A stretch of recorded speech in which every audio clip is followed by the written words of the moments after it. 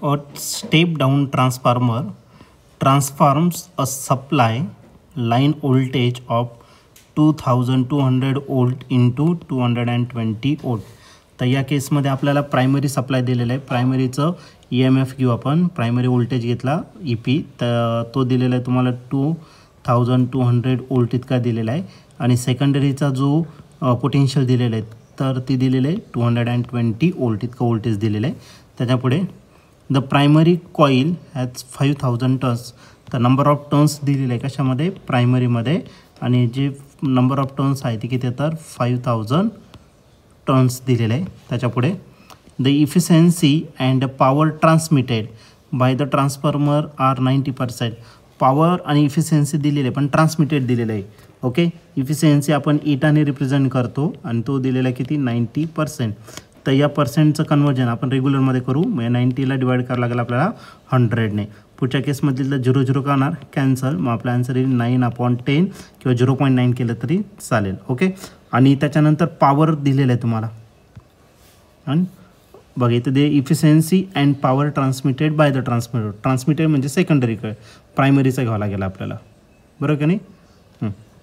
Power transmitted म्हणजे सेकंडरीचं घ्यावं लागेल. 90% इफिशियन्सी दिलेली आहे आणि पॉवर जो दिलेला आहे तो किती दिला आहे, तर 8 किलोवॅट एवढं दिलेलं आहे. ओके, म्हणजे आपल्याला जो पॉवर आहे कशाचा दिलेला आहे, सेकंडरीचा, आणि तो जो दिलेला आहे तो किती दिला आहे, तर 8 किलोवॅट एवढा दिलेला आहे.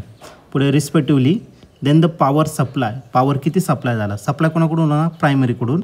मग आपल्याला पॉवर सप्लाय फाईंड करायचा कोणाचा, प्रायमरीचा, हे आपण फाईंड करणार आहे. त्याच्यापुढे हा क्वेश्चन 2006 आलेला होता. याचं ए ऑप्शन दिलेलं आहे 9.89 किलोवॅट, बी ऑप्शन आहे 8.89 किलोवॅट पाहिजे होतं, इथं वोल्ट केलेलं आहे. ओके, ती प्रिंटिंग मिस्टेक आहे. सी ऑप्शन आहे 88.9 किलोवॅट आणि डी ऑप्शन दिलेलं आहे 889 किलोवॅट. तर आता या 4 ऑप्शनपैकी या क्वेश्चनचा करेक्ट आन्सर काय असलं पाहिजे, तर आपण याला सॉल्व करूया आणि मग डिसाईड करूया. ओके, तर सर्वात पहिले आपण याचा काय करणार आहे, फॉर्म्युला या ठिकाणी आपण काय करणार आहे, राईट करणार आहे. तर सर्वात पहिले आपण फॉर्म्युला घेऊ आपण कोणाचा, इफिशियन्सी. ओके, आता इफिशियन्सी जर घेतलं तर इफिशियन्सीचा फॉर्म्युला काय असतो, आउटपुट अपॉन इनपुट. आता आउटपुट काय घ्यायचं आपल्याला, पॉवर घ्यायचं.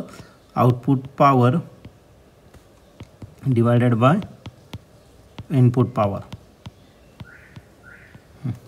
इफिशियन्सी जर घेतलं तर इफिशियन्सी रिप्रेझेंट करतो आपण लेटर इटाने. आउटपुट पॉवर आता आउटपुट सेकंडरी भेटणार, मग तो PS घेतला, आणि इनपुट पॉवर आपल्याला प्रायमरी भेटणार, तो काय झाला, PP घेतला. ठीक आहे, आता याच्या सगळ्या व्हॅल्यू दिलेल्या आहेत त्या आपल्याला पुट करायचं आणि सॉल्व करायचं. इफिशियन्सी दिलेलं आहे तुम्हाला 9/10, त्या ठिकाणी पुट करून टाकू 9/10. पॉवर दिलेला आहे सेकंडरीचा, तो किती दिलेला आहे 8 किलोवॅट, तो पुट केला आपण किलोवॅटमध्येच असू द्या. आणि पॉवर प्रायमरीचा आपल्याला फाईंड करायचा आहे. ओके, त्याच्यापुढे आता प्रायमरीचा फाईंड करायचा, याला सिम्प्लिफाईड करून घेऊ. पॉवर प्रायमरी तो ॲज इट इज लिहिणार. मग करायला 8 आणि 10 यांचं काय झालं, मल्टिप्लिकेशन, आणि त्याला डिवाइड करायचं कशाने, तर 9 आहे. मग आपल्याला प्रायमरीचा जो पॉवर आहे सप्लाय 8 9 किती झालं, 8 10 80, आणि त्याला डिवाइड करायचं कशाने, 9ने.